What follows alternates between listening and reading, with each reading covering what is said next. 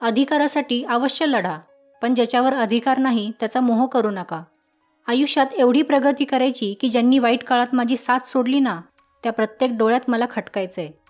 ज्याला संयमाची ताकद कळते तो आयुष्यात कधीच गडबडत नाही.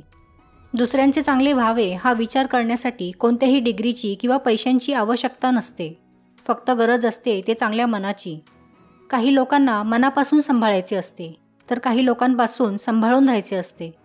परिस्थिती दरिद्री असेल तर ती बदलता येते, पण मनस्थिती दरिद्री असेल तर त्यांचे भविष्य अंधारात आहे हे समजून घ्यावे.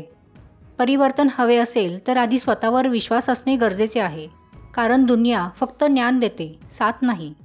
प्रत्येक नात्यामधील गुण आणि दोष स्वीकारता यायला हवेत, तेव्हाच ते नाते दीर्घकाळ टिकेल. नाहीतर परफेक्ट व्यक्ती शोधत बसाल तर आयुष्यभर एकटे राहावे लागेल. डोक्यावर बर्फ व जिभेवर साखर ठेवली की बरेच प्रश्न निर्माण होण्याआधी सुटतात.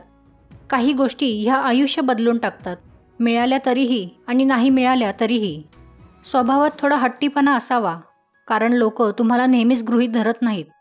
प्रार्थना करताना अशी करा की सगळं काही देवावर अवलंबून आहे, व प्रयत्न करताना असे करा की सर्व काही तुमच्यावर अवलंबून आहे. अजब झाली आहे दुनिया.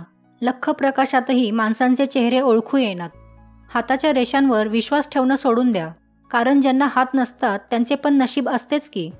आयुष्य असे जगा की कोणी तुमच्याविषयी काही चुकीचे बोलत असेल तरी लोकांचा त्यावर विश्वास बसायला नको. काही लोकांकडून वेळेची भीक मागणं आता बंद केलंय.